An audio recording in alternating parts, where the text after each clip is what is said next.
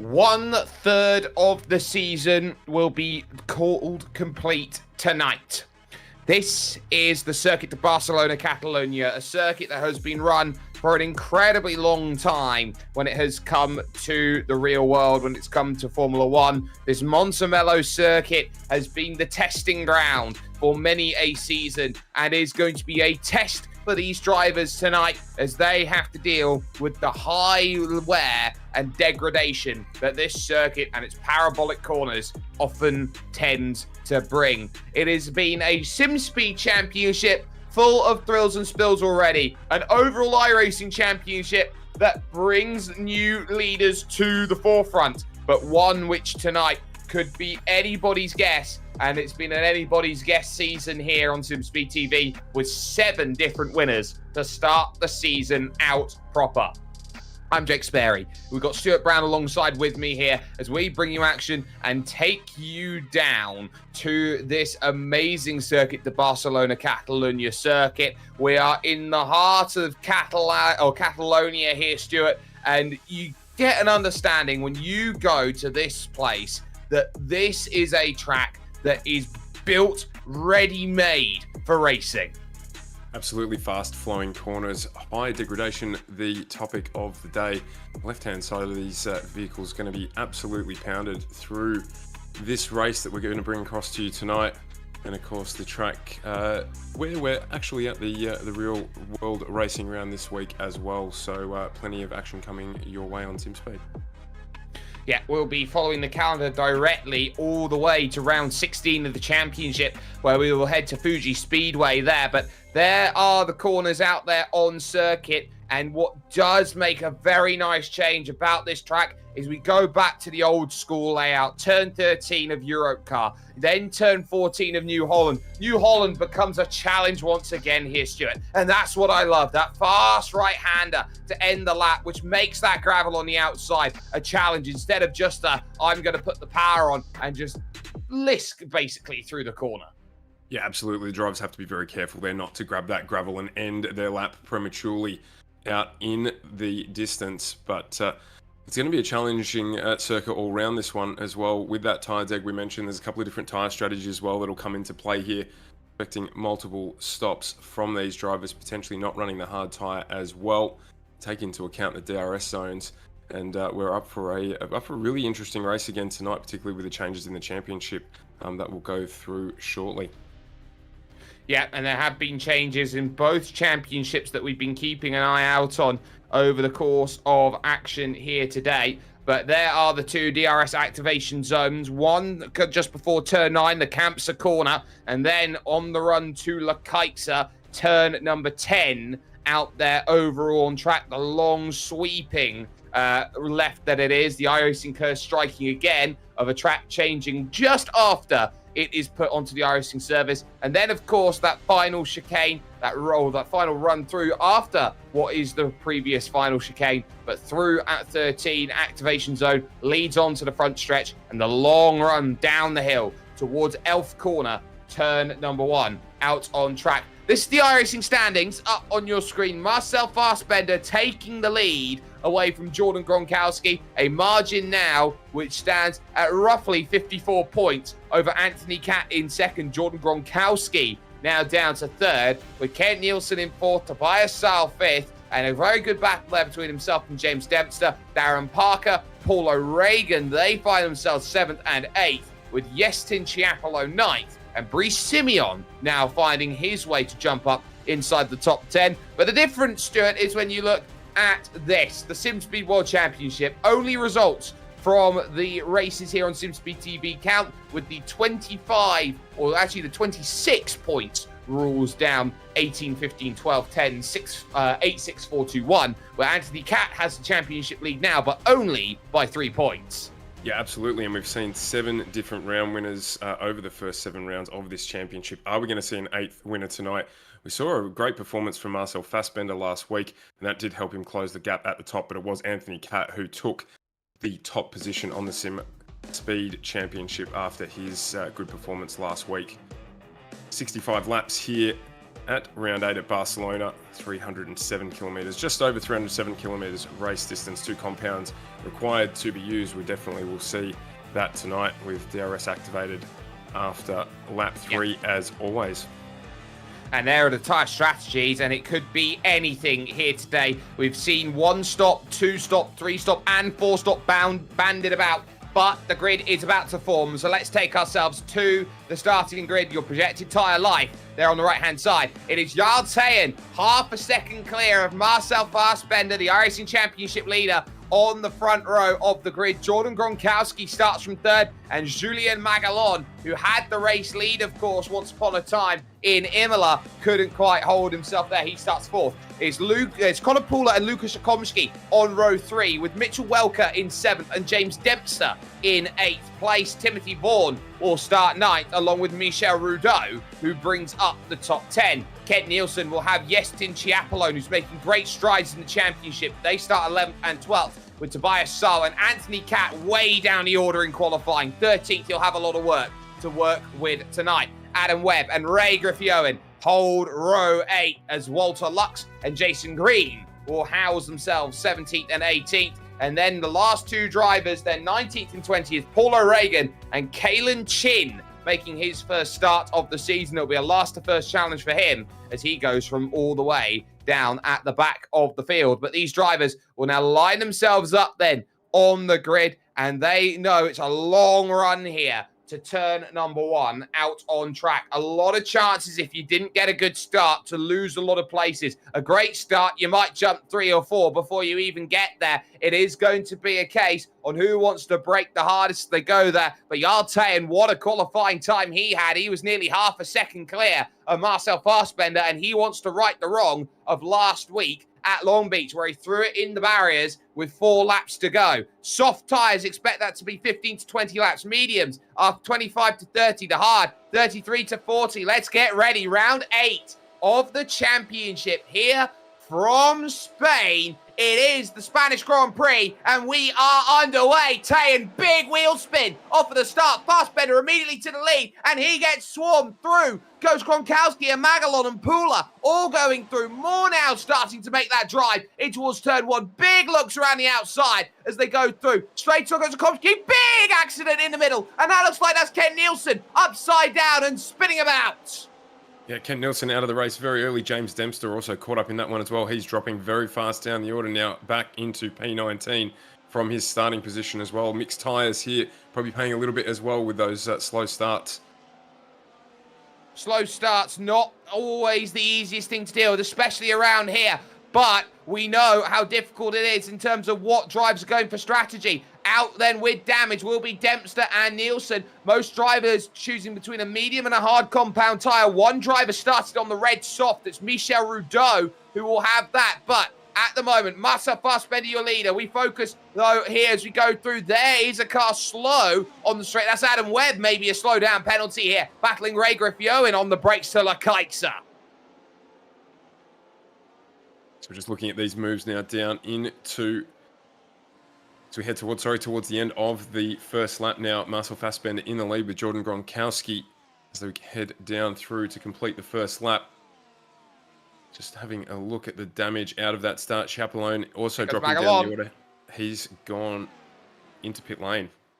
Julien Magalon through on the inside. He passes Jordan Gronkowski and moves up, gets the place done, and he's now in second. 1.5 seconds for Marcel Fassbender. Teyen back to 6th after the end of the first lap. Let's take another look then at this start and what made it so difficult. So everybody now has that big effects they go through. We're focusing on Anthony Catt, but Teyen's slow start brings everyone together. Ken Nielsen, though, is the key. What happens to him here at turn 1 is an interesting marvel. So it junks up at the wrong time. Might have been Welcome, might have been Teyen who was there caught in the wrong place. And that is how quickly it all goes wrong. 3 in the pits already. Both Webb, Nielsen, and Dempster all in trouble. Not a good start for the 2 teammates, Webb and Nielsen, as they go through. But now it's starting to focus on this group. It's Conor Pula looking for the podium. He's got eyes on Gronk.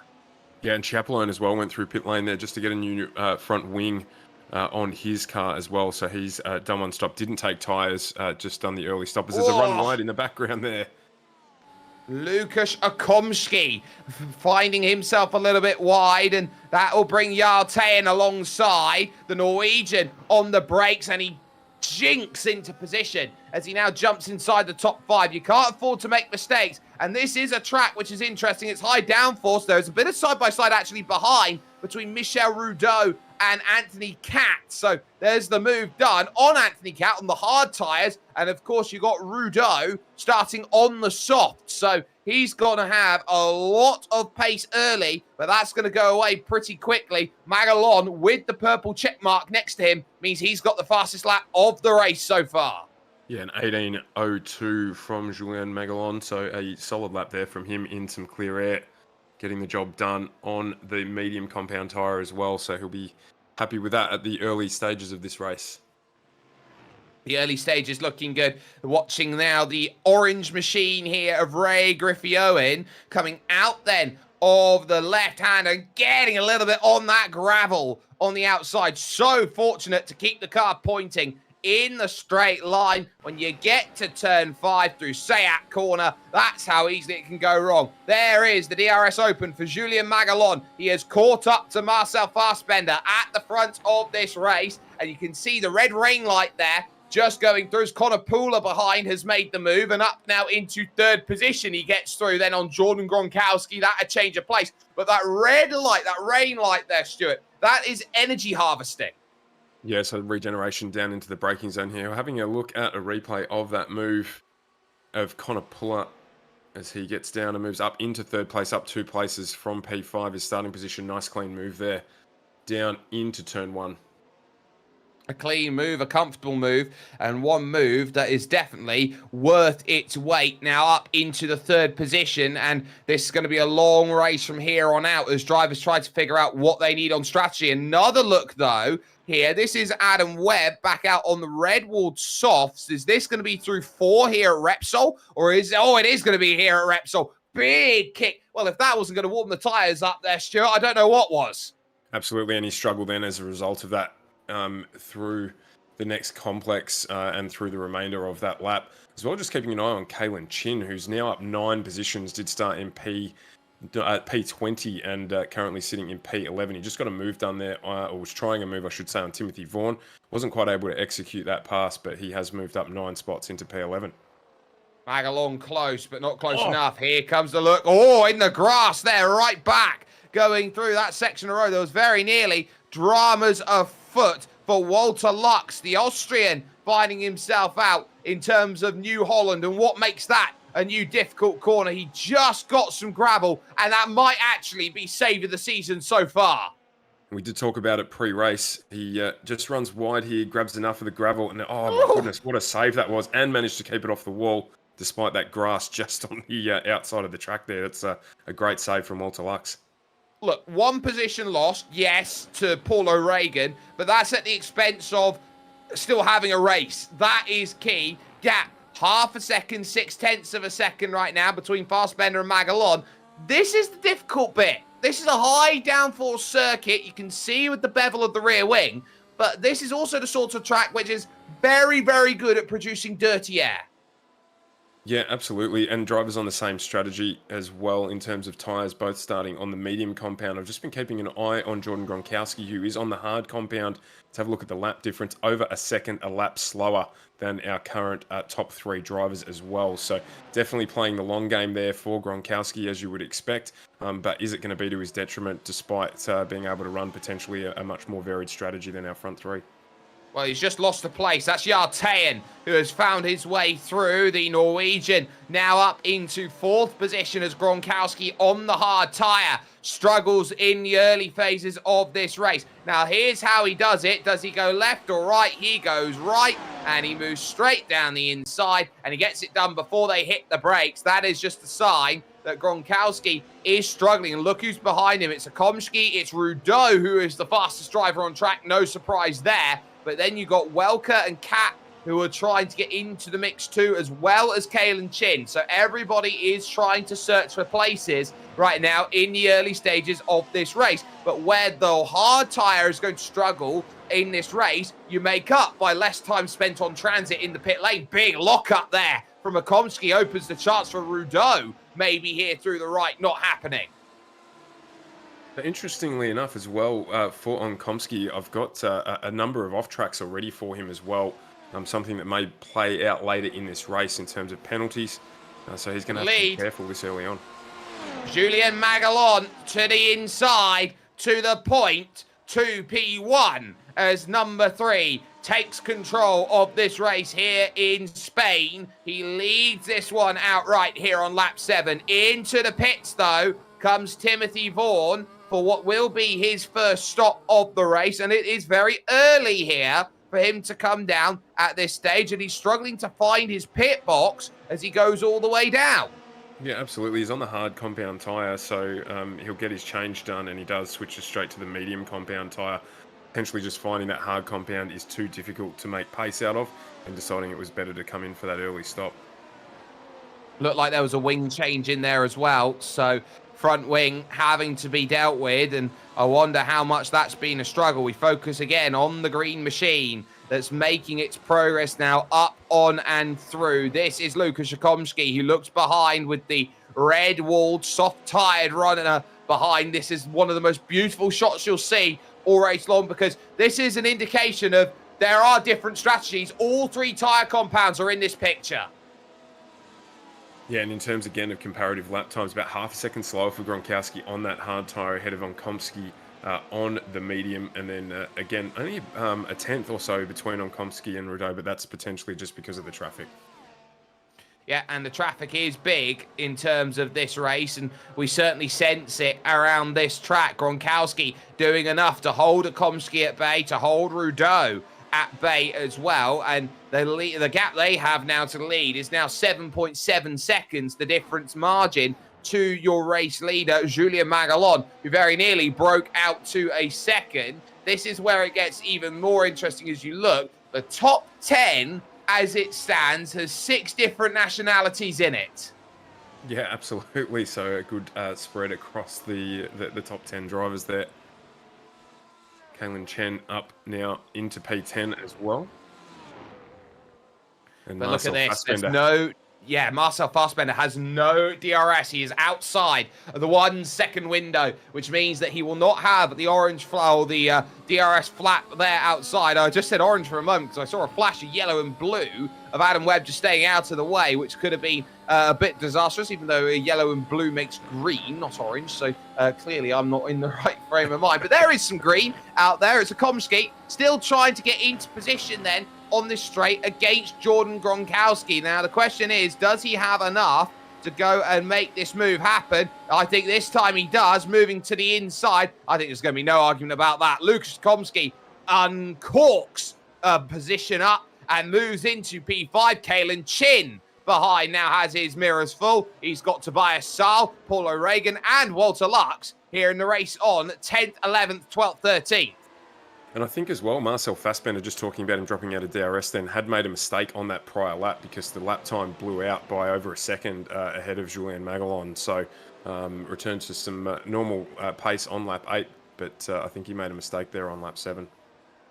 I think it's more the fact that the dirty air absolutely does cripple around this circuit. I think it's more rather than a mistake from Marcel Fassbender, the iRacing Championship leader. Anthony Catt, by comparison, of course, the leader overall in terms of our championship, the SimSpeed Championship, only going to be getting 2 points as it stands in our little, I would say, pool at this point. Kaylin Chin racing for the last championship point with what we've got. And with Gronkowski there in 6th and Fassbender in 2nd, it would be Fassbender who'd be the SimSpeed Championship leader coming out of tonight.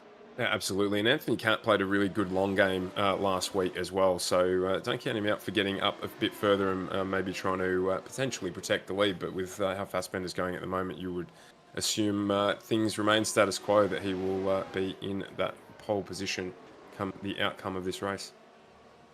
To the outside and comfortably through goes Tobias Saal, who is 4th overall right now in the iRacing Championship, and the German now is up inside the top 10 for the first time here tonight. Behind now, Paulo Reagan trying to maybe capitalize here, heading to Repsol at turn number 4 isn't going to quite happen just yet, but now you're starting to sense where this train comes in. And watch how much Tobias Saal has been able to break away from Kalen Chin just over the first half of a lap. That is 9/10 of a second already as they go through here, TV3 and up the hill.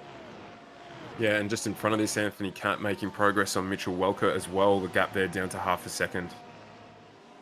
Yep, so that's also clawing down. Mitchell Welker, who didn't have the best of times at Long Beach, looking to try and have a little bit of a better time here at lap 10, is now going to be thinking about, well, okay, behind is Anthony Catt. What can I do in terms of this race? Lux on the hard tyres, who's going to try and have a look. You can definitely have a sense of what you got to do. 6th gear here through the right. And now what can you do? Staying in 6th, having to lift there in the dirty air, but gets the DRS. And the moves are there. Catt has got his pass on Welker, but here with Walter Lux down the straight, it's not really much you can really say or do about this. It is very much a case of you will watch and you will wait.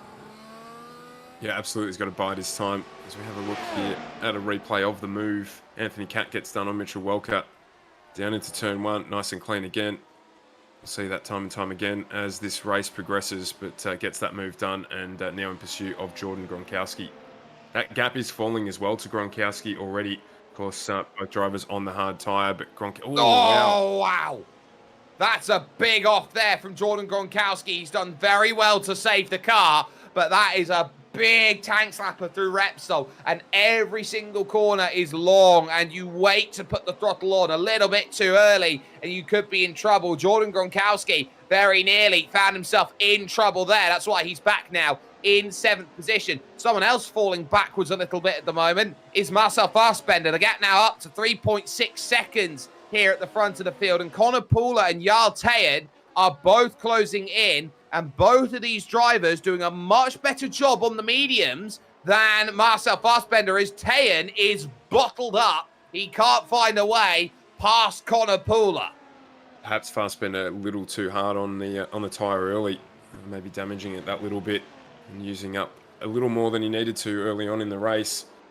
But Tan here will be wanting to use that DRS. We've got someone off in the front. It's Fassbender again. Yep, just like that, straight off, turn 4, bites again, and it's just on the power. The rear tyre's lighting up, and round you go. We haven't talked about this. There's a northeasterly wind. It gets windy here around this circuit, and it does gust about on this 40-degree track temperature. The wind is gusting, and it's just caught out the iRacing Championship leader. Yeah, you can watch it down into the turn here. He turns the car in, just grabs the power a little early. Well, this is a little bit further on. This is down the... So we'll take a look a little bit further back at what happens then, I believe, over the section of track. So that was just the end of what we caught. This is where you catch it, right here on the power, too early, back steps out. And I tell you what, that car slid a very long way, and he's lucky that just didn't pretty much pitch itself into a slide and a spin. There goes Tayan, finally dispatches a Connor Pooler. Yeah, absolutely. So he gets that move done again, down into everyone's place to make a pass as well. Anthony Catt follows that same imitation game as he pushes Jordan Gronkowski, gets the move done there as well. So passes everywhere throughout the field, and he's going to get 2. Look at that. Gronkowski's going to lose 2. Mitchell Welker looking like he's going to make the move, just couldn't quite get it done there. As we're on board here now with Welker. Having a look at the back of Jordan Gronkowski, just pushing a little bit there. He's struggling with the tyre. I think 2 is Gronkowski, of course, on that hard compound.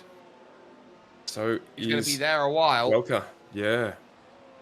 And Welker, I think, is just trying to get himself into position, gets himself on the radio going, well, come on, I had a chance, but I still need to try and find that pass. And this is where it's getting interesting because they've allowed a number of drivers to get through, including Michel Rudeau, who has moved on in front of all of them in 6th position. So Rudeau there on the soft. Now, this is getting into the window where he's expected to come in. Now, they're saying 15 laps, you can do well on the soft, but I am very interested to see what his degradation will be back. In fact, he jumps in now, so only 13, 14 laps on the soft tyre is a little bit shorter than we thought.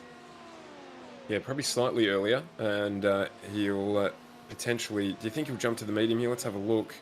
Or will he run another soft tyre, knowing that he's got the pace there. A couple of dead cars in the way that can't quite see. Missed box. He's missed the box. Oh, and it looks like he's switching to the hard compound tyre. That's a really interesting move, given what we've seen. Well, he gets the tyre change out the way. This is what's happened to Kalen Chin and Ray Griffey-Owen out there. Very much looking like an old Force India there is one Mr. Kalen Chin. He turns into the corner, finds there is a Ray Griffey-Owen there. And in Dutch orange, the Dutchman goes through. Plenty of room given there. Fortunately enough as well, he gets the move done on Gronkowski as well. So he's now up into P7, which is actually where he qualified. So having a look a little bit further up the field here as well at I was going to say at Conopula, who's in P3 after Fassbender ran wide. So he's dropped off a little bit here, or I should say Yaltan's just pushed away out to just over a second. Welker. That's like Mitchell Welker off the road on the inside of turn 10. And that would have been, again, on the power, the rear tyres letting go through the corner. And he now drops out of the top 10 with that mistake. And you can't afford to make them with the instant point limits that you've got around here. 17 instant points meets drive-through penalty. There's Kalen Chin getting back through with a bit of argy-bargy there, actually, with Ray Griffey-Owen. Ray decided to take that place back, but Welker's mistake just on the power, and now he's behind Walter Lux and Paul O'Regan. Yeah, interesting that you touched on there as well. I'm showing that Omkowski's actually exceeded already the incident limit on track. I'm not sure how accurate that is as yet, but we'll just keep an eye on him early in the race to see where he's at. Well, I'll tell you what, he doesn't have the black flag on him for too many instant points. I am looking as well at Mitchell Welker as he goes through. He's the only driver actually in here with a spotter. He's got Michael Hurley helping him out in his ears, and he'll be definitely trying to cool him down after that mistake. Yeah, absolutely. As we have a look, I think that was at Mitchell Welker there again, just with his off. There you can see running through the long section of road, Paul O'Regan in 10th position, and noticing that his race is about staying with those who are in front. We are not in pit cycle at this stage. A lot of drivers now just thinking about getting to their rhythm. We're maybe about 8 laps away from the medium runners thinking about this stop. Here comes O'Regan to make the move. He will search to the inside here at turn 1, and he gets it done before they reach the braking zone. So that's comfortably him back up into 9th position, taking the position away again from Walter Lux and the white-walled hard compound tyre.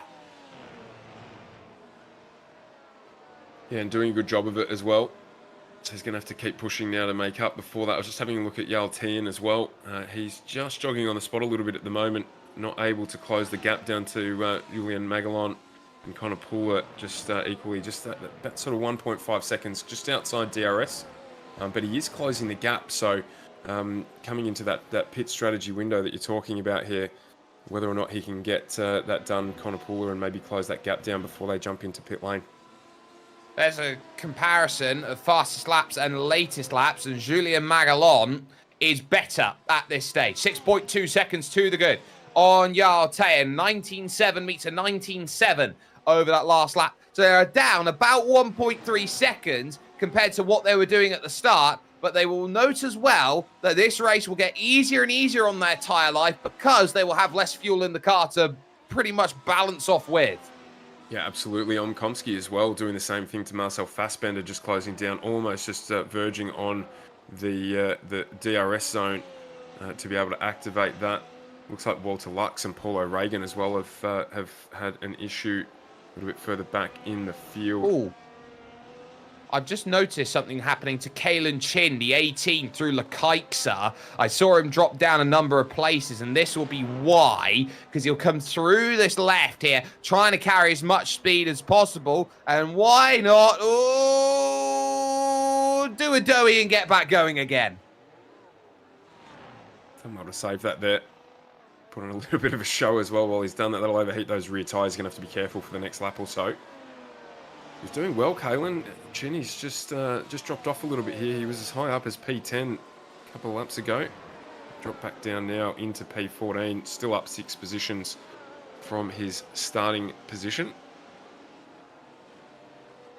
doing a very good job of it. Lap 18 then here of 65. It is Julien Magalon who leads this race by 6 seconds over Jarl Teyen, who started on pole and had a shocking start to this race. Connor Pooler currently in third as we watch the race on for 9th, 10th and 11th, and a chance here for Mitchell Welker as Ray Griffioen, I believe, or someone's dropped down the order up and down. It might have been a Komsky with technical issues, but there is the pass by Mitchell Welker to move himself up one more place. And yeah, on that medium compound tyre, so jumping in to get his first stop done. Also noticed as well that the Gronkowski-Saal battle continues to get warmer, or to heat up, I should say. It's still early here in Australia.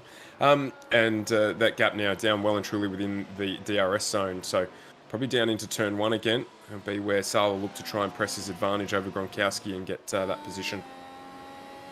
Should note that Kalen Chin is not out of the pits yet. So I think this is him parking the car and saying, I'm done. I can't keep myself going in this car. Tobias Saal then in 8th place will have his hands full. He's looking to try and pass Gronk for position out there on track. An important pass it would be on track for him as he looks to close down points in his championship pushes. And he's been someone just very consistently racking up the points. A little point here, a little point there, a little look to the outside and a little place gained here as they hit the brakes to Elf Corner. Turn number 1 out on track here in Spain. And that's a pass done as well in the background. There is Mitchell Welker making the pass on Walter Lux.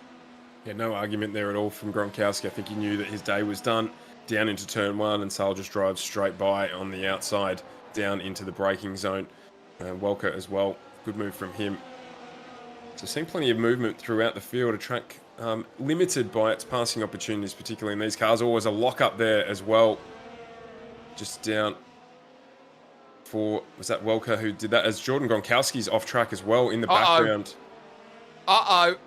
It's a big issue. It's a tech issue for Gronkowski. He's back, but that was a big one, and we've seen it before with Jordan Gronkowski. His troubles. He was gone for nearly 2 corners. Yeah, off in the abyss, driving around in no man's land. So he's managed to keep that on track and keep going, but that will have an impact on his race if that keeps happening. There you have your race lead, and that's the gap, 6.2 seconds. But from what I'm noticing here, in terms of the drop-off of the hard compound tyre, I'm actually quite liking what it's doing at the moment. There's Anthony Catt at this moment in time, who I believe will be your first runner on the hard tyre at this point, who looks good at this stage. 15 seconds off of the race lead. That puts you right in the wheelhouse. He gains 8 places off of the start of this race. In comes Ray Griffioen into the pits. Yeah, absolutely. Just keeping an eye too on the battle between Fassbender and Omkomski. Omkomski is in DRS zone and is now half a second from Marcel Fassbender, who is struggling. He's dropped nearly 3/4 of a second this lap. So keep an eye on them down towards turn 1. You'd assume that there'll be a move put on there by Omkomski. And will this force Fassbender's hand? Will he jump into pit lane now and get a stop done? Griffioen on the softs then to come out, so committed to a very aggressive strategy, it looks like. Okomsky then driving hard here through on lap 20 of this race, trying to make this move, and he knows he's not in position just yet. The 2 fast right-handers then lead through Europe car and through. Late call to the pits from Marcel Fassbender. Question will be, was that an unsafe pit entry? It was close. It was very marginal with that left-hand tyre looking like it did just cross that entry line. So we'll see if anything happens from that. But that lets Lucas Omkomski through. Was that a forced hand, or did he plan to jump in now? He was dropping off quickly, so I think maybe that run wide and those that off track that he had potentially impacting the tyre condition as well. Straight onto soft. Big call from Marcel Fassbender. He goes onto the soft, and now this is an aggressive strategy he wants out here today. He wants to go out and get as much as he can in terms of pace. Feel like he's driving fast, gave the time back with multiple pit stops out then on circuit. So that's going to be the next focus, the next port of call. But now you start to think about the drivers who have not pitted and what their strategies are. We focus with Walter Lux at the moment, with Paula Reagan just behind, with Mitchell Welker just in front. And here's Ray Griffey-Owen looking to try and line up a pass then. He had a very good run off for the exit of the corner. We don't often see people that close, but that is going to be plain and sailing down the inside, as I believe he made the pass on Yestin Chiapolo. Indeed, as Tian jumps into pit lane, and Onkomsky follows him straight away as well. So P3, P4 medium compound tyres in. Anthony Catt on the hard tyre now up into P3. Let's have a look here with Marcel Fassbender as he's made his way on the soft tyre. Where does he come back into the mix? Of course, pitting from P4. Oh, he's going to have to push hard here. And how good was his outlap as he went through? It was a 37.2. He'll jump one. Will he jump two? Has he jumped yard 10? Oh, my goodness, he has. What a lap by Marcel Fassbender. He is through on yard 10, who he too goes to the soft. But here's the big kicker. Okomsky stays with a medium. This is going to be good for us. Let's have a look at how these strategies play out as Griffey-Owen does the fastest lap of the race of 17.3. Gets that done down in P15 and expects similar or faster. It wouldn't surprise me if we see purple next to Fassbender's name at the end of this lap. With Yaltian closing in on him, he's got that slight advantage of that 1 lap extra warmer tyre that he's able to push as our race leader, Julien Magalon, comes into pit lane. No surprises there. Knew that he needed to come in and make that stop. Connor Pooler will take the race lead then and will run his own strategy. There is Walter Lux in 7th position. And he'll be looking around going, okay, well, what do I need to do with Welker, with Reagan, these drivers that's in and around right now on the hard tyre? This is what he looks for. This is going to be a little look at what happens here on the brakes through the left of turn 10. Oh, big catch going through. And we're going to see a lot of that. Drivers trying to catch it. Fassbender is right on cue there, Stuart. You're absolutely right. Gets the check mark, but he's got yard 10 shadowing him through every section. Yeah, absolutely. And the advantage that Tian gets here is that he has DRS activated. He had it last lap around, so Tian here will exceed, I would assume or beat Fassbender's lap this time around. If he can't execute a pass, it'll be down into turn 1 next time around that Marcel Fassbender will have his mirrors filled with Yaltian's Mercedes-Benz. Will he be able to get the move done? Once those tyres come up to temperature. Yeah, Magalon, I think, is the interesting point here. These two racing per second, there is 1, 2, 3, 4, 5 cars in between themselves and Magalon, who is at this point made his stop. So you talk about work to be done. These drivers are about to jump up against the next few sets of cars who all have to pit at some point, but not now because they are all hard compound tyre runners. Yeah, exactly right. So, and you don't want to spend too much of that soft waiting behind these hard compound runners because that's going to be a big disadvantage to you. As we see here, the move down the inside, Tian's going to get it done, a 16.7 and gets the pass done down into turn 1 on Marcel Fassbender. So Fassbender not able to hold him out. And it will be Tian who has to confront those medium and hard runners in front of him first. You look at the speed difference there as a consequence of that DRS, and what a move down through the Repsol, or up into through the Renault corner down towards Repsol. As Connor Pooler that's your race leader, and that's trouble. Here comes Anthony Catt to the point and to the race lead, and he makes the pass then and goes through. Pooler's tyres, I think, are struggling here on lap 24, and he has to come in and bite the bullet now because he's out way too long on those tyres. Those yellow mediums are not going to be good. Catt takes the race lead. He's the big yardstick. Everybody else is going to be racing up against here tonight now, and this is a look at what happens. Turn 5 of Seat, and he just loses the back end, and the car drifts as he corrects. Yeah, still did well to catch it there. It could have ended up further out as he goes straight into pit lane to get those tyres changed, which gets Magalon back up into P2 with Anthony Catt yet to stop on that hard compound tyre. How long can he run on that tyre to try and help with this this strategy that he's trying to play out? Tobias Sales in 3rd place. He's got Tian making the move down the inside again gets that done, dispatches him relatively quickly, which he'll be pleased with, not spending too much of that soft tyre trying to pass these hard compound runners. A lap and a bit ago, he was in 9th place. He is now 3rd. That is a pass on Tobias Saal. And oh my goodness, Jarl Teyen has suddenly just gone and engaged his inner Viking. Yeah, sprung to life and just making moves happen. So he's about 7 seconds adrift of Julien Maguilon. Both doing relatively similar lap times last time around, sub 17-second races, as Maguilon moves into the lead on Anthony Cat and resumes his position. We knew that was coming.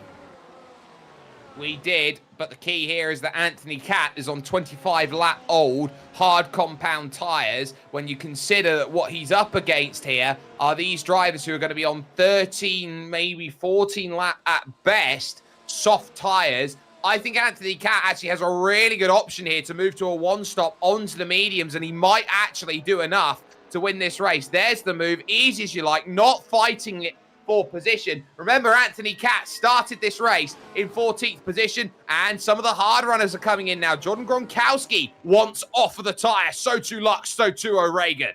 Yeah, so they get those done, and obviously the pace difference between the soft compound and a worn hard compound tyre too much for them to bear, so they need to come in and get those tyre changes done. All of them moving onto the medium compound tyre, potentially trying for a two-stop strategy. Well, let's have a little look then as how they go through. Anthony Cat, last lap, 1:20.5. Jarl Teyen, 1:16.5, fastest lap of the race. 4 seconds a lap difference between 2nd and 3rd at this point. Not to mention as well that he was nearly 3/4 of a second quicker than Julien Maguilon. The benefit, I would assume, of the DRS helping him out there as well. So really pushing hard 10 here. Probably looking at a 3-stop strategy you'd expect based on how hard he's pushing on these soft tyres to potentially see if he can take out that race win with the advantage of the softer compound. Well, that is always an option. Ray Griffioen has been making some great places here on his soft tyre. He is just dispatched of the pretty much accurate description, Jason Green in a green car there just behind. So has made the move, has jumped up another place, moves now up to 13th position, or now what is going to be 10th position with the pitters that have just come in and made their regulatory pit stop. Now, they do have to change the compound of tyre here today that they're on, Stuart. So if you start on the soft, you have to use a medium or hard. The medium, soft or hard. The hard, medium or soft. Having looked too at the relative lap times of our hard compound runners, Anthony Cat on those old hard tyres, and he is still the quickest of our runners on the hard compound tyre, so doing a good job in P2, but is losing time rapidly to our top 4 drivers on that soft compound. Not to be surprised there at all, but something that he's going to have to take into account when he decides he's going to make the jump. Well, here's the key. It's lap 27 of this race, and he's got Jarl Teyen behind him right now, just going through turn 11, or into 12. And this is where it's going to be crucial here for Teyen. He's got to be patient. He's got to wait for turn 14 to really go through New Holland corner. And bingo, you get the DRS. This should be as comfortable as a move can be. Anthony Cat's got to stay within 27 seconds. He's got 20 seconds in the back pocket right now, and he's got 13 laps or so. I would say not even that in terms of this. Maybe 10 laps in terms of trying to get through, because all he's got to do is get to the medium. There's Welker and Akomsky, or there goes Akomsky. He dives through on that medium compound tyre. Let's not forget, Akomsky must come in again and change his compound, probably to a soft. Yeah, around 30 laps life expectancy for the medium compound tyre, so that critical lap there that you're talking about, lap 35 or so. So if he can manage to get there, he's going to save himself some time against the soft runners, who are going to have to obviously pit again, potentially once or twice, depending on what tyre they switch to. But Cat will definitely switch to the medium compound, you feel, if he can push that distance and use that single stop strategy to move himself up into a better position in the end of the race. That certainly could be what we are looking at here, and we know how crucial this phase of the race is. Tobias Saal up in 5th position right now. This is 5th, 6th, and 7th. Komsky in 6th. Welker back there in 7th place. Now, the hard tyre on for Tobias Sal still. You've got to keep an eye out there on the likes of Mitchell Welker, who's trying to make as much progress as possible. But now this is where Komsky's got to attack. Struggles a little bit through the dirty air through the final corner. But here comes the look then, straight to the inside. Thank you very and much. The pass made. And up into the top 5 again goes the pole as he jumps through and takes another place away. Yeah, really has to make sure he executes on those medium tyres as quickly as he can. Of course, Fassbender in front of him on the soft compound. So now he just needs to maintain that lap pace in those sort of mid to high 18-second laps, minute 18-second laps, so that he can execute. You've got Michel Rudeau on screen here, who has just got the move done on Gronkowski. Other way round.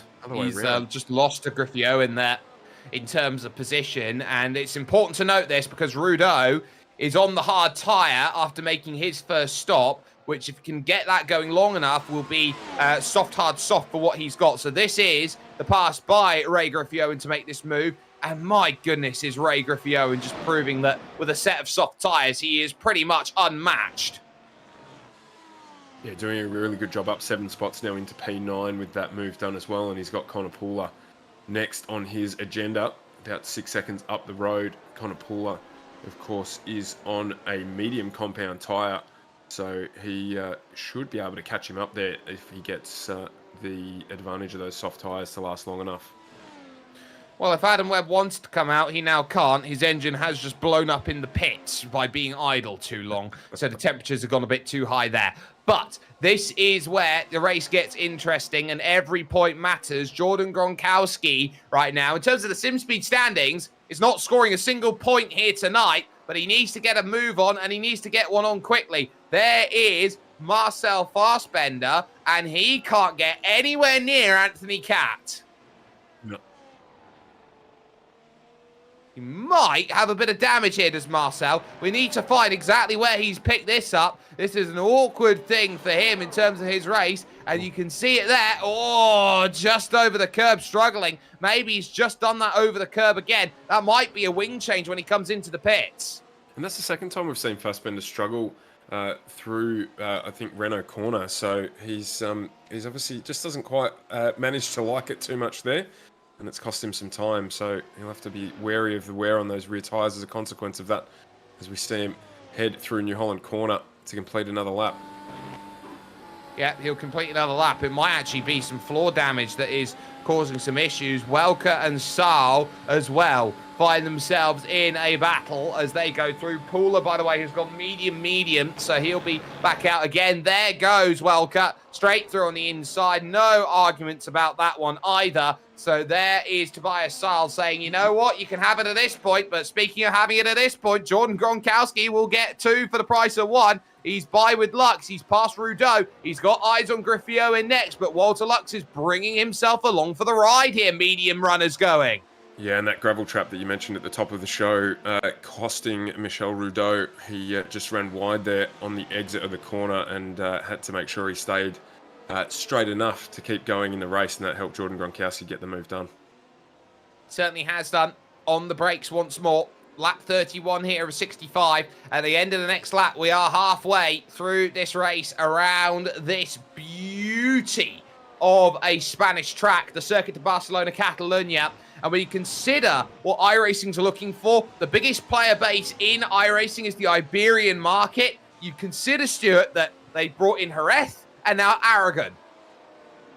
Yeah, absolutely. That's something that I wasn't aware of, but there's always plenty of participants from the Iberian market and just about every server I jump into, so not surprising at all, and they're always continuing to expand the number of tracks available on the sim with another announcement this week of a new track joining the server as well as a new car, so plenty of new content coming as always on the iRacing platform.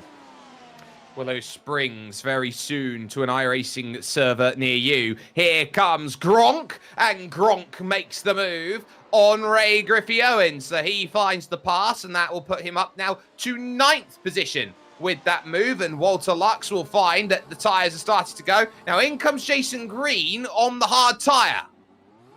Yeah, in to get his stop done. Welker as well, under pressure from Tobias Saal a little bit further up the street too. So, as usual, I mean, we saw what a finish we saw last week at Long Beach, but plenty of battles still going on right throughout the field as we head towards that halfway point in this race. Yeah, that halfway is going to be rather crucial. Welker now in 6th, Saal back in 7th. Might have a chance to exchange the places back again if they are not too careful about it. But a big kick of dirty air through the middle of the corner. And suddenly Welker has himself nearly a second's margin as they go through that penultimate section of track there through Europe car into New Holland and onto the straight. This is where Saal could come back, but doesn't look likely here on this front stretch for a move. He'll have the DRS, he'll have it in full, but he won't be close enough to make a pass, so Welker will stay as is for the moment. Gap at the front is now down to 5.1, 4.9 seconds right now. Yaltayan doing 17.7s, Magalon an 18.2 that last time by, and Magalon is going to be looking behind, seeing the Norwegian closing in slowly but surely. And you'd rather think that it's either one pit stop or two for these drivers from here to the end of the race. Yeah, absolutely. And touching on that point that you made about Marcel Fassbender, relative time on the soft compound like Magalon and Tan, not able to crack a 19-second lap with Yaltayan last time around doing a 17.7. Playing into the strategy for Anthony Catt as well, because Catt only half a second slower on the original hards that he put on. Oh, no. That's a Komski from 5th place, and he will drop a number of places trying to get back on safely. Those tyres dirtied up in the gravel, and he's gone a long way sailing under brakes. Have a look at the replay here, just down into, oh yeah, what's he done there? Just outrun himself, just a little too late and not able to get that pulled up. So just touching on that point as well, Anthony Catt 19.3 last time around, Marcel Fassbender at 19.2. So not only is he not able to close, just maintaining. In the pits, so a change of strategy there as Saal gets off the hard tyre, moves on to the soft tyre out there, so he'll go on. But Catt, absolutely correct, only a 10th slower than Marcel Fassbender over that last lap, and he is on 33, 34 lap old hard compound tyres, so he is doing very well to mitigate quite a bit, and he hasn't really dropped that far off in the last 5 to 6 laps. He's only back 18 seconds off the race lead, and they're doing 18s of their own. Yeah, and has been incredibly consistent actually right throughout this race, up 11 places. So Anthony Catt showing why at the moment he is the SimSpeed points leader in this championship. And Marcel, the iRacing championship leader, right behind him. So take your poison, which one you'd rather win out there at this stage of the race. On the brakes, they go in through the right and the left, then of 1 and 2, Elf, and then towards Renault of turn 3. This is Walter Lux, though, from New Holland corner, who has eyes on Gronk just in front to try and make the move, the all-important passes that are there in front. He's not there just yet. Ray Griffioen getting off his softs. Yeah, into pit lane, Griffioen, so he's decided that he's had enough. He made good progress on those soft tyres, including doing a 17.3, his fastest lap of the race.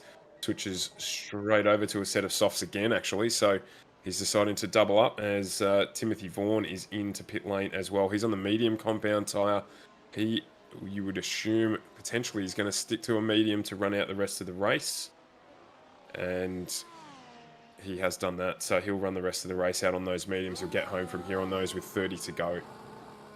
Yeah, he will. And he will now find himself a lap down on your race leader, Julien Magalon, the Frenchman out there. Walter Lux still has his eyes on Welker and Pooler have themselves with eyes on it now, as Pooler took a second out of Welker on that last lap on the hard tyre. So Connor Pooler, remember, has to come in for a soft. And speaking of those who have to come in, Marcel Fassbender, no surprises, first of the leaders to make the call to come in with 30 laps to go here around this circuit, the Barcelona, Catalunya. He'll be up on his box, down off the box, and it's a 5.3 in the box, but it's another set of the soft So he is stopping at least once more from here to get to the end.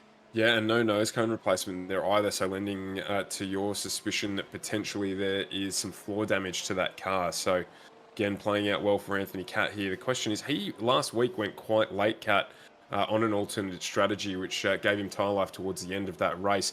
Probably going to try and push things here as well. He's not really losing time to anyone. So he's in prime position here. Connor Pooler now behind him, 12 seconds away. So there's Magalon into pit lane, race leader.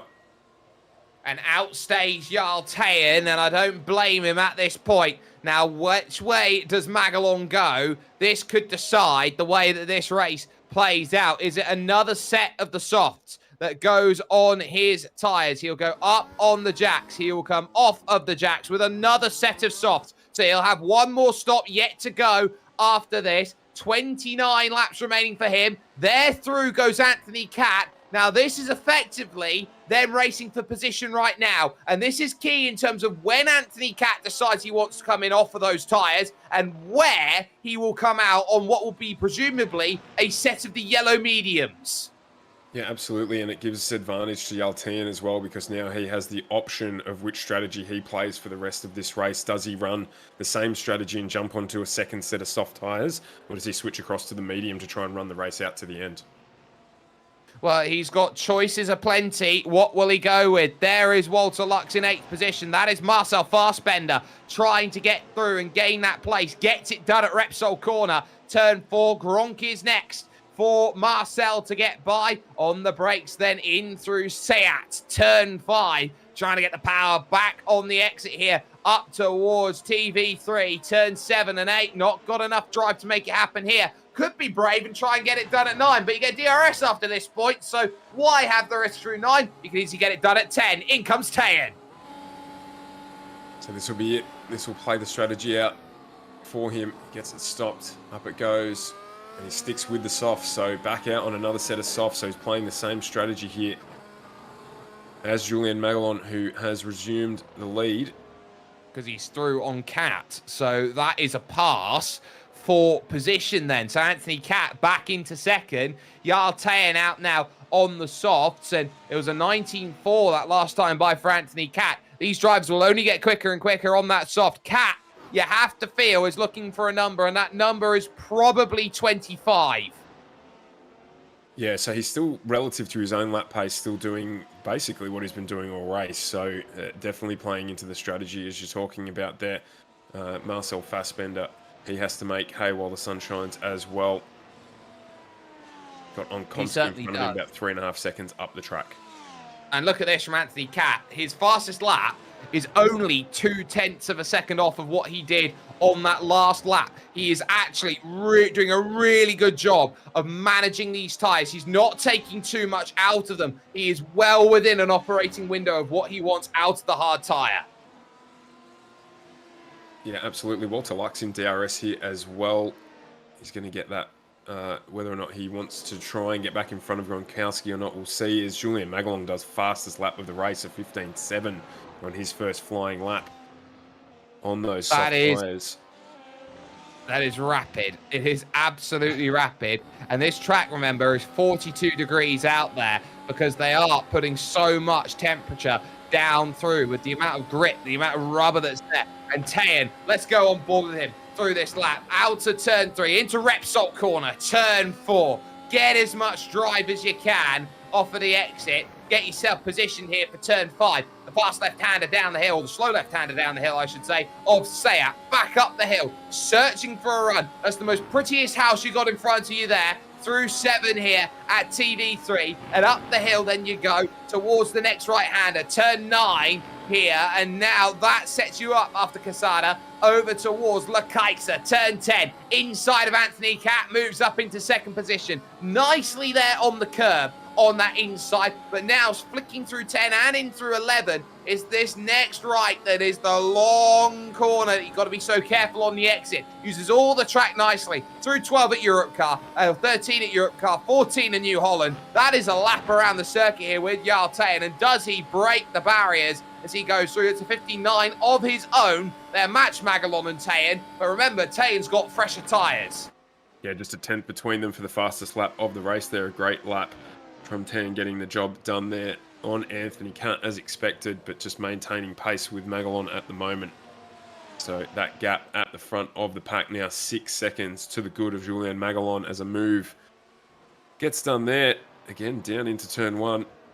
No surprises at all. And another one we're looking at as well. So that was on Komsky who got the move done. And we're having a look here at Gronkowski. Oh, Gronk. Walter Lux.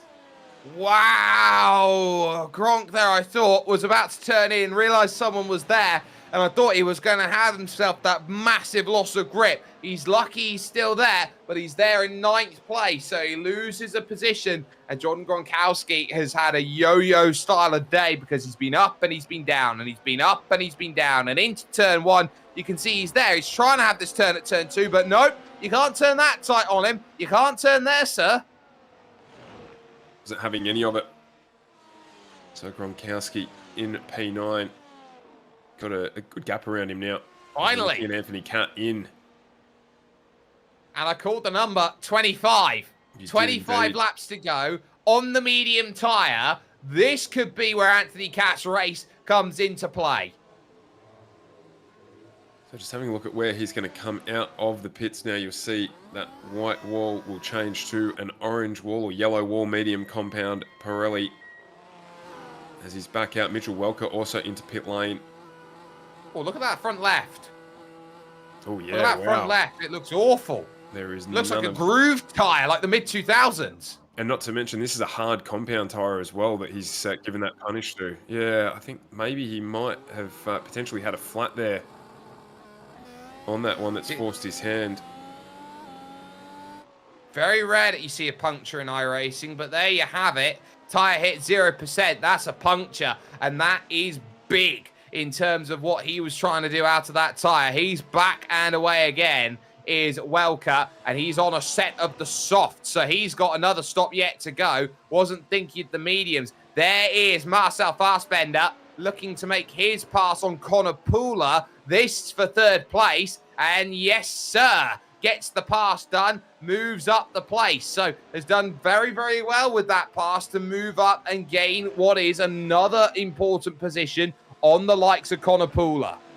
Now, Anthony Cat has come out 30 seconds behind Yaltian and about 35 behind our race leader, which is longer than their expected final stop will take. So he's got a little bit of work to do here, but currently adjusted probably in P3 or P4, which is a great play, long strategy from him. That'll be 10 positions gained if he can get that done at the close of the race. Won't be a victory that Anthony Cat's fighting for, but it could be a podium here today against Marcel Fassbender. That's what he'll be racing for out there today, with the championship pretty much hanging in the balance at that point. Michel Rudeau finds himself through with Ray Griffioen, so he's still having those issues out on track. But there is your Michel Rudeau, who's doing okay. And there's Griffioen, actually, finding out that Mitchell Welker has got a rocket ship strapped to him right now in the set of 4 fresh tyres.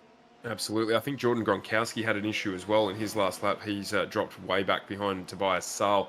That gap blown out to 1.5 seconds after they were both fighting for position. So potentially an issue there as well. That's just a pass. Maybe a mistake through turn 4 is the only thing that could have possibly have caught through. Now, here is the tyre.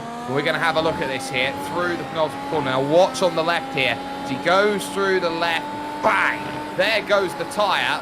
And that is pretty much a case of he had to commit an entire lap through with that front left, and pretty much going through with so much trouble. And that it takes a lot of strength to go through that section of road with that tyre as it was. Here comes a little look then. This is going to be Tobias Saal looking at trying to get through, but Walter Lux will power on that defence, knowing that he had Anthony Cat just in front for a little bit of company. Cat breezing by both of them. Lux in struggle street. Yeah, Cat faster than on Komsky in front of him, as well as Pooler. So he's closing that gap down now to P5 on those fresh medium compound tyres. On Komsky, also on the medium, but pitted 3 or 4 laps earlier. So see how quickly Anthony Cat can close that down, and actually does his fastest lap of the race. Again, no surprise switching from the hard to that medium compound. Yeah, an 18.2 on that last lap, so was definitely able to get a lot out of it. There is Tobias Saal and Walter Lux, both of them noticing that off goes Anthony Cat into the distance, soft versus medium, as they now look to try and rectify their races here, rushing around through turn number 12, looking for 13 and 14 here. Europe car the right, and then the final right, of course, out on track. This beautiful New Holland corner, which is all about commitment through here. Chance aplenty now for Tobias Saal with the DRS moving to the right-hand side. Walter Lux is going to look and go, oh, dear me, I've got nothing. Griffillon getting a move done on Rudeau as well through the bank. And he now moves up into P12, a soft tyre versus a hard compound tyre between Griffillon and Rudeau, but moves up into P12. Yep, so a change there. Race lead, by the way. We take a look at Julien Magalon. 4.4 seconds. It is at this moment in time. 6/10 wiped out of Magalon on that last lap. And now the Frenchman will have to look behind. 17 flat, 16.6. Another 4/10 on that last lap. Jarl Teyen, remember, has that one lap advantage. He will always try and pit the lap after Julien Magalon. That is his game plan, and he will stick to it. Interesting as well there on that last lap around. Anthony Cat faster than Marcel Fassbender in third position on the varied compound as well, with one on medium and one on older soft. So potentially those softs starting to wear for Fassbender and then impacting his lap pace. 17.8 from Marcel Fassbender on that last lap. We watch with the leader, though, going up through TV3 and on forward here in this race. We know that Fassbender and Teyen and Magalon will have to stop again. Pooler will too. The lap traffic of Timothy Vaughan gets out of the way there for Magalon as he drives through. But Anthony Cat makes the pass, and we see the tail end of it. Lukasz Rakomski can't really do anything about it. He flies on through. Does Anthony Cat? Remember, he is good to go to the end. Yeah, absolutely. The gap's still opening up to those at the front. But Connor Poole and Marcel Fassbender well and truly in the gun. So that gap just continues to close ever so slightly at the front. About half a second again between Magalon and Teyen.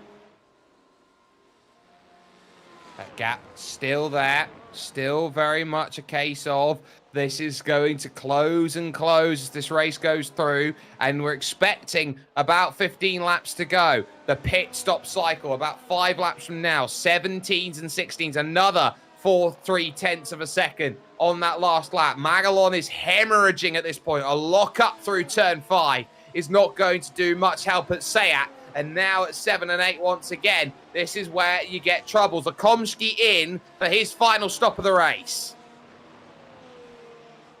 Yeah, coming in to get that done. What's he going to switch onto? You would assume from here that he's probably going to run those softs, but he hasn't. He stayed on the medium compound tyre, so not confident. No, he is on soft.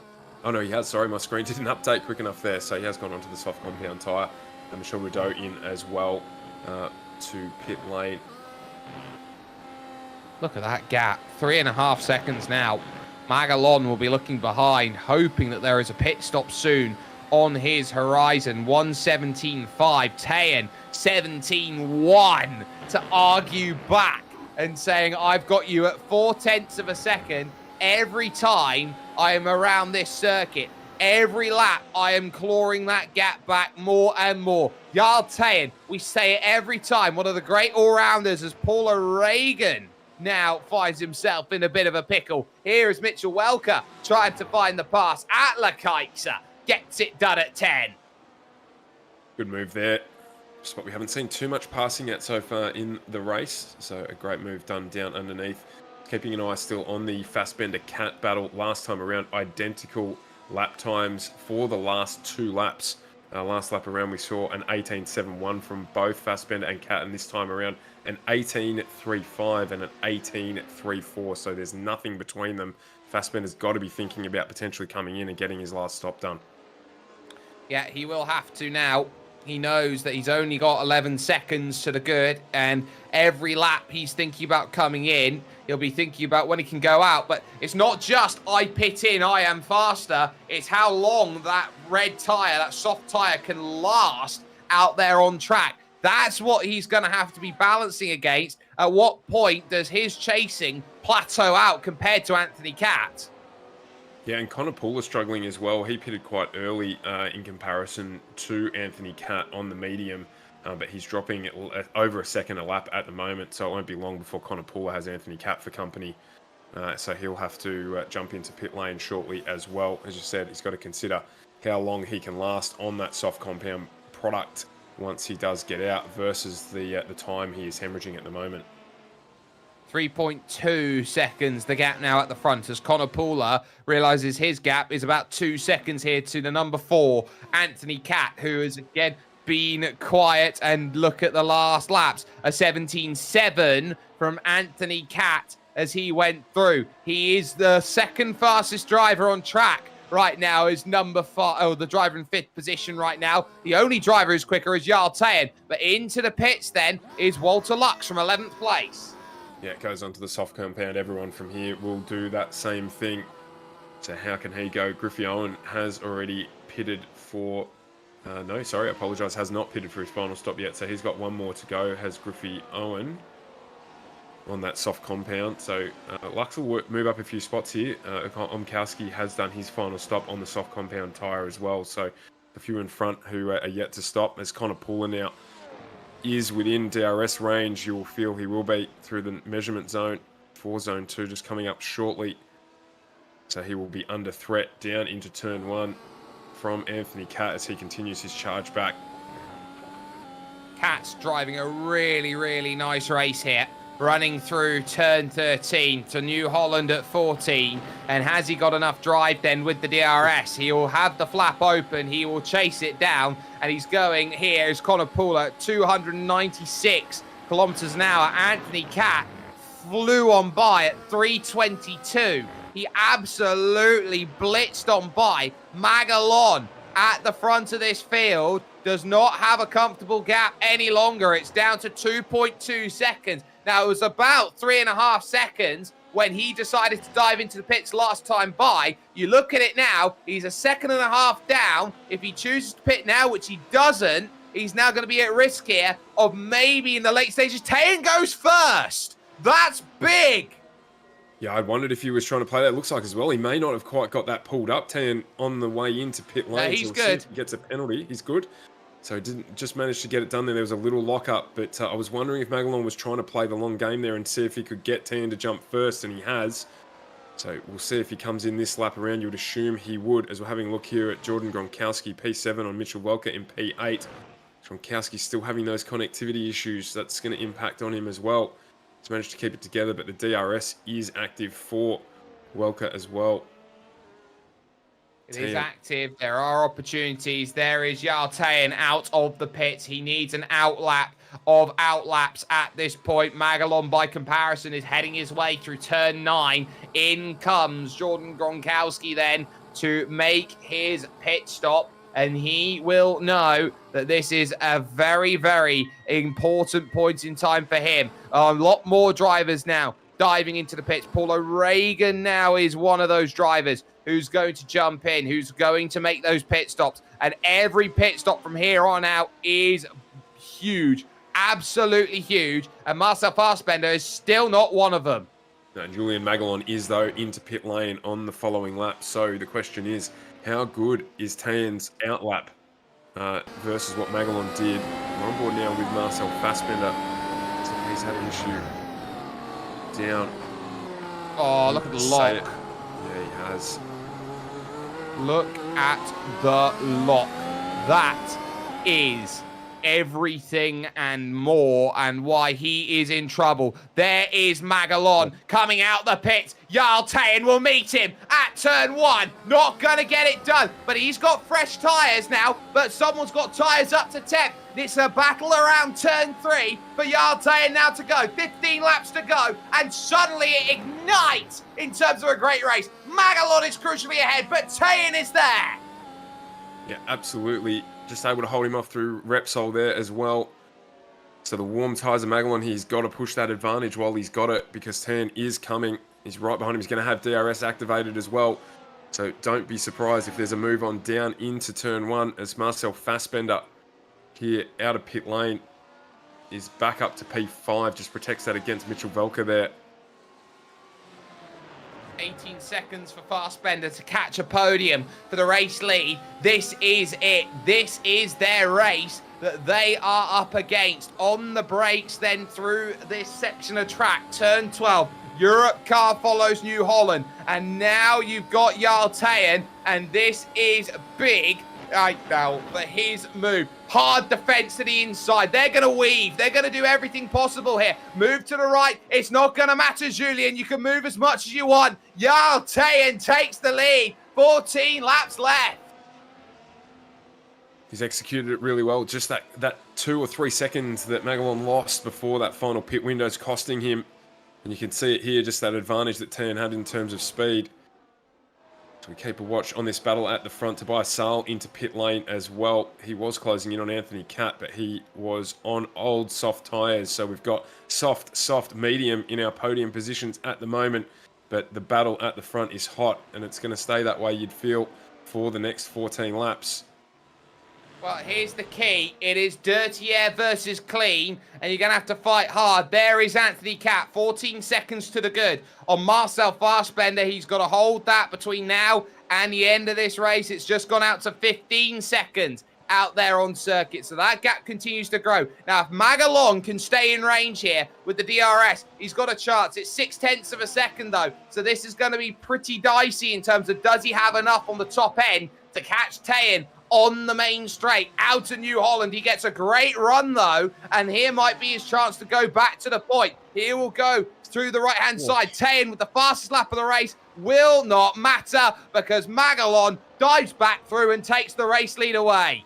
That is an unbelievable lap from Jarl Teyen, though, with no DRSs at all either. Gets a 15, basically a 15 flat, and still loses the race lead. That is unbelievable. Well, actually, you would say he had the DRS on making the pass a lap ago, so True. That would be where he gets that 15 flat from. But Magalon back to the front. They are going to trade all race long between now and the end. It's who wants to be in the right place heading on to the final lap. And Ray Griffioni is on the way towards this battle as well, just up in P14. So it can let traffic play its part like we saw last week at Long Beach, which impacted on the outcome of that race. It's not just one bit of lap traffic, it's 3. Because you've got Vaughan, Rudeau and Griffioen all there in front. And they are all going to be trying to work out what do we do when the leading duo find themselves there. It will give Magalon some respite if he can go through and look at how much he's harvesting through these corners. He doesn't want to use the energy recovery system, which is the difference of about another 100 brake horsepower plus if you're at full deployment. On the brakes into turn 1, and Jarl Teyen might just decide, I want to make the Frenchman sweat. Unbelievable. 7/10 between their fastest lap, or 6/10 between their fastest lap. So a 15.09 there for Magalon, a 15.03 for Teyen.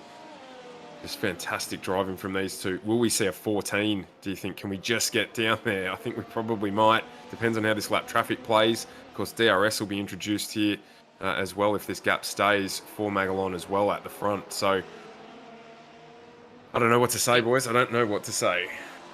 In from 5th comes Mitchell Welker, his final stop of the day with 12 laps to go. No surprises there. Griffioen gets out of the way then of the leaders, which puts Jarl Teyen now in a position where he can just watch. Now, does Paul O'Regan move? Yes, he does. He stays out of the way, but it's a big wide line for Jarl Teyen. He doesn't get the help he wants, and on the exit, he almost tags his front wing, and suddenly there's a gap, and that gap is 9/10 of a second. It's almost clear. Yeah, he has. He's broken that 1 second barrier. Just see the He's got impact of that lap DRS. traffic. He has got DRS still. But more He's lap still got traffic one in bit front of of them. traffic to get through. That's Timothy Vaughan that he's got to try and navigate past first. If he can get through him quickly, he's good. He's got to catch Magalon. Magalon's got better tyres, though, by 1 lap. The gap is 1.3, and this is where Jarl Teyen has got to find his best boots to move forward with. Yeah, Timothy Vaughan doing a great job there, just moving to the left-hand side of the track and allowing Tan through. So how can he get this done? Where's he going to find the time? He's got to put his head down and get to work. They've got a little bit of a gap now to any lap traffic in front of them. So he can get to work on closing that gap down. He should get DRS. Still? No, not yet. 1.4, not there yet. There has been a change as well, as Lukas Komsky has just lost the top 5. That's Connor Pooler just there on screen. He's gone through and has made his medium, soft 2-stop work nicely, and that moves him up a place. Gap as well between Cat and Fassbender is down to 8.5 seconds, but there are 11 laps still to go in their race, and Anthony Cat, you can see, last lap lost 2 seconds. The key will be, will Fassbender's tyres let go at some point and hit the proverbial cliff of grip? Yeah, that'll be what he'll be hoping on. As Griffion gets the move done on Timothy Vaughan. Moves himself up into P12 as well. So still plenty to play for right throughout the field here. As we've got 10 to go. Tobias Saal trying to hold off Walter Lux as well. Just inside DRS between that pairing. This is mistakes almost there for Jarl Teyen. Has to be so careful there through the right. He's locking the inside tyre through the entirety of the corner. That's not going to be doing him any good at all through there. But that gap is 1.2. This is agonizing for Jarl Teyen. If it's 1 second, he's in the game. But 1.2, he's not. Yeah, it just shows you the margins that we're working with here. Can make all the difference as he gets under that 1 second barrier now. Just under that 1 second barrier. He's got to get a really good run here through Europe Car and through New Holland. This is the crucial corner. He's got it. Now that's big. Flap He's open. got DRS. You can see it on the flap. He will now have the opportunity to charge forward and go for this victory once again. A big couple of laps for Jarl Teyen, but how much life did it take out of his tyres? Closes half a second there. You can see the advantage of DRS. As mentioned earlier on, about 20 kilometres an hour better down into turn 1. So he's now got to keep that gap for this lap and try and do something this time around down into turn 1 for the next lap. But he's got that to think of. Marcel Fassbender's bringing that gap down to Anthony Cat. That's now sitting at around 5 seconds, 5.5 now. So that could be something to keep an eye out on at the end of this race. But at least for the moment, it is Julien Magalon. It is Jarl Teyen. There are 2 fairy tale stories for redemption to go through. Now, this is Welker's pass here, Stuart, here on Paul O'Regan. This a brilliant move here at Sayat. Yeah, absolutely. One we haven't seen so far this race. Got a really good run up into Sayat and then just managed to pull it down the inside there and use that entry to his advantage. So a good move there as well. Jarl Teyen's race at Long Beach ended 4 laps from the end from the race lead. Chasing the race lead at Imola, the Emilia-Romagna Grand Prix, Julien Magalon found the barriers on the exit of Ravazza. Both of these drivers had pace to win on their respective days. Who will take victory here and who will once again find themselves a bridesmaid? Both of these drivers without a win so far with us at SimSpeed TV. We are on course for 8 different winners in 8 for all of the top 3, no matter the result as it stands at the moment. Yeah, absolutely. I was just mulling over that very same question. 8th different winner. Unbelievable 8 rounds in to have all individual winners so far. Just shows you how these different tracks and competitive it can be as Chaplione gets a black flag for incident point accumulation. So his day goes from bad to worse down in 14th. And so too Timothy Vaughan. He's got the black and orange mechanical flag, and I think this might be related here. Going through it. Oh, that's a heavy hit. Chiappellone into the back, and bang! The rear suspension caves. Everything caves. That's a heavy hit through there. Yeah, and that is night over for Timothy Vaughan as well. Wow. So 7 laps to go when they next cross the line. This is where Magalon will look back in the mirrors, and will Jarl Teyen close only up enough to get to the rear? That's where you start thinking next. And Teyen is deliberately not using his ERS. He is saving that recovery as he goes through. I think he's trying to gear up for one big push for about 2 or 3 laps, and both these drivers have to play the game. Yeah, I was keeping an eye on this Fassbender Cat battle as well, down to 3.3 seconds last time around. Still 1.5 seconds to the good Marcel Fassbender over Anthony Cat, so this gap will continue to close. He's playing that game with the tyres. Anthony Cat is hoping Fassbender's soft compound tyres will go off before he gets into that DRS activation zone so that he can maintain that third position. So this battle far from over. Marcel has been working really hard through this race, hasn't had the ability to save the life compared to the top two runners in this field, but against Anthony Cat, he's done quite well. And I think that's been very telling in terms of what he's wanted out of this race here today. Anthony Cat, brave, only drives to take the one-stop strategy. And you know what? From starting 14th on the grid, even if it's 4th place, it works. Here comes Yarte, and he's a lot closer this time, 0.4 of a second as he crosses through New Holland Corner. Remember, it's a short run to the finish line here around this circuit, the Barcelona, Catalunya. Does he decide to move to the race lead? He moves to the left-hand side of the circuit. They will fight each other on the brakes. He lets him have it. Mitchell Velker got a move done on Jordan Gronkowski while that was happening as well, so he got it down into turn 1, moves up into P9. Jordan Gronkowski drops another spot.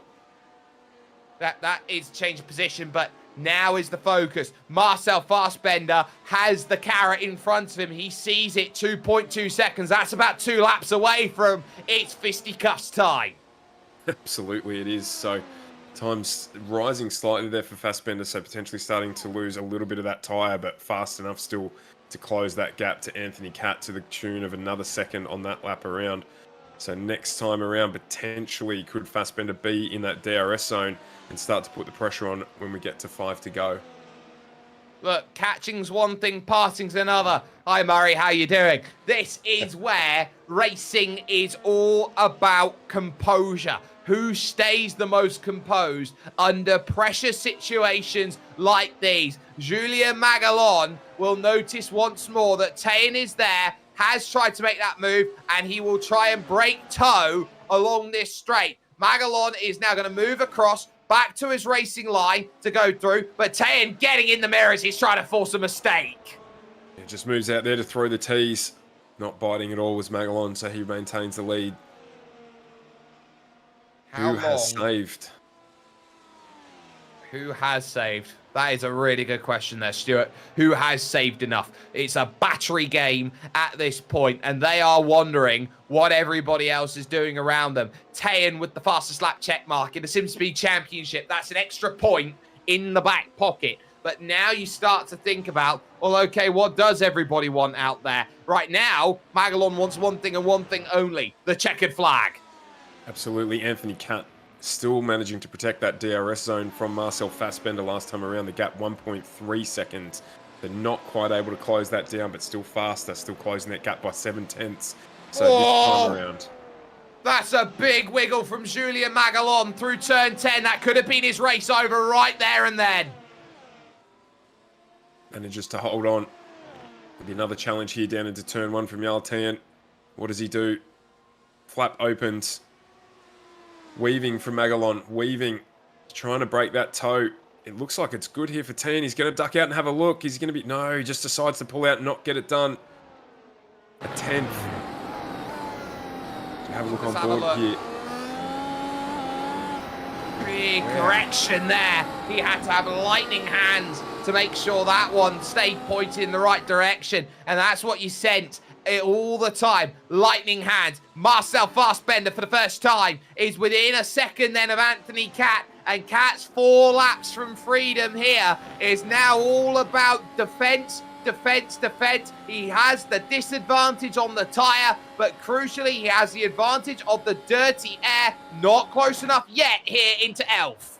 Yeah, absolutely, and particularly through 1 and 2, that dirty air plays, and the long sweeping right-hander of Renault as well.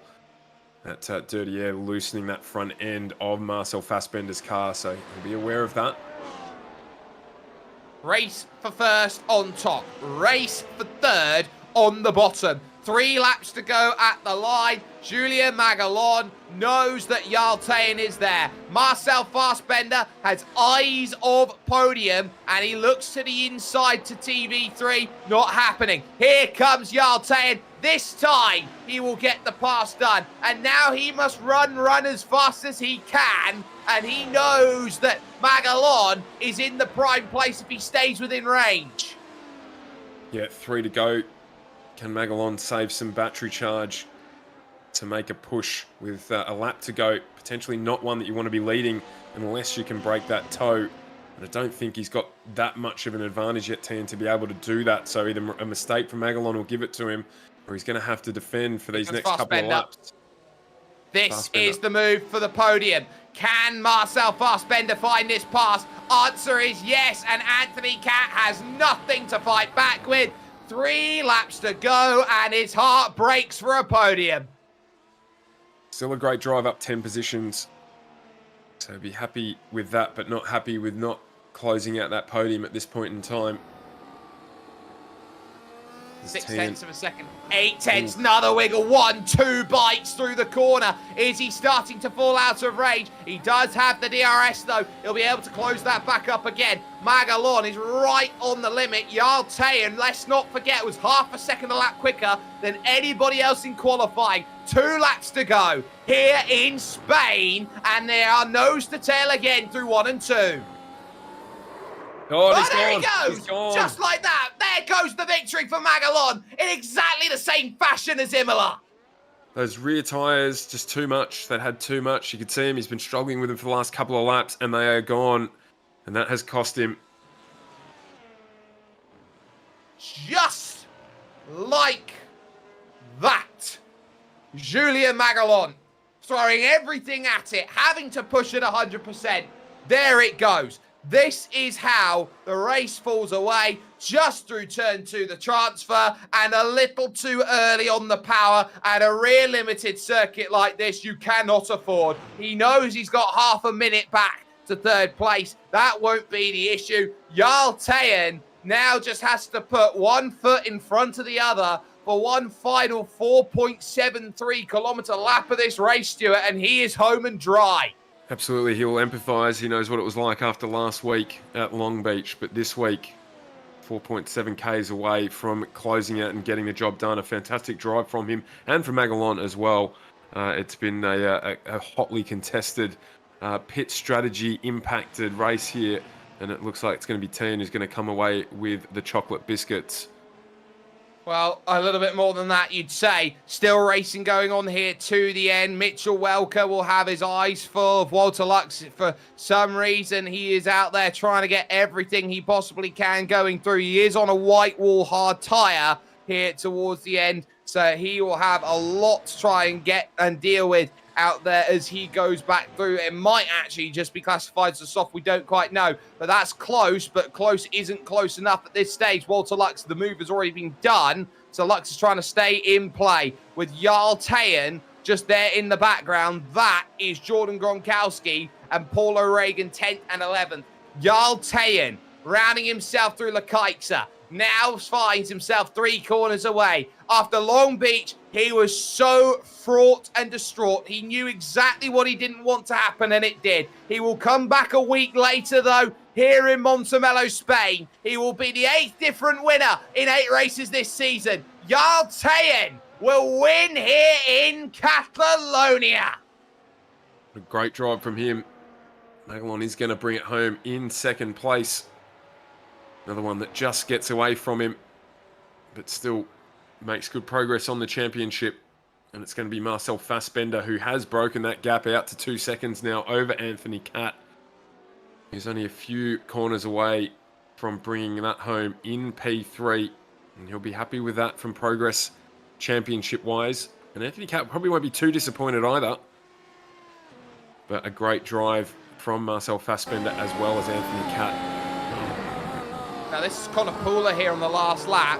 Back end steps out and he has a mistake. Able to keep it going on those soft tyres, and he's only just going to stay ahead here of Lukas Okomski heading towards the line. 1.1, you'd feel a couple laps more, and it might not have been the case there. So Pooler will round out your top 5 in this race. And this has been an up and down and all-around sort of race. Gronkowski will take the final SimSpeed point in 10th position. And really, he's had a fortnight to forget here, has Gronk. He knows that his championship lead has been whitewashed over the course of this last fortnight. Wow, another race that delivers, particularly towards the end, just like last week. So it was Yaltin who takes out the race win from Julian Magalon and Marcel Fassbender in third. Anthony Catt, biggest mover of the race, 10 spots into P4 with Connor Pooler and Lucas Omkowski in P6. Tobias Saul at home in 7th with Mitchell Welker in 8th, Walter Lux in P9 and Jordan Gronkowski rounding out the top 10 here, 65 laps through at Barcelona. What a race. What a race indeed. There would only be one more finisher on the leading lap. That would be Paul O'Regan for Club UK and Ireland. Ray Griffio in the first driver a lap down. Michel Rudeau, Yestin Chiapolone quiet here today after he had dramas at lap 1. Jason Green also a lap down. And Retirement Central, Timothy Vaughan 9 laps away. Kaylin Chin, Adam Webb, James Dempster and Kent Nielsen out then on the opening lap. Dempster and Nielsen, they could have been contenders over for a top 5 with the way that everything had played out here at the Circuit de Barcelona, Catalunya. But that is 1/3 of the season in the back pocket. And it's an important third of the season when you consider just what they've been trying to get out of here as they go through. You think about this season, Stuart, 8 different winners in 8. It has been a roller coaster, but I think we're starting to see more and more as we head to Gilles Villeneuve, June 16th, so 2 weeks' time. We are starting to get the sense that these drivers now are finding more regularity, and the points and the positions and the wins will now start to find a bit more regularity. Yeah, absolutely. And another challenging track for us to head to as well. A lot narrower than we were this week, similar in terms of track width, probably a little more generous than at Long Beach, but it's going to be a challenging track to see past. So qualifying important, race strategy will be very important along with tyre wear as always. Hopefully 2 weeks in a row with fantastic final segments of the race. Another installment I'm sure will be coming on the 16th of June. Yeah, and that is with us here again at SimSpeed TV. If you haven't had the chance to already, you can like, you can share, and you can subscribe as well.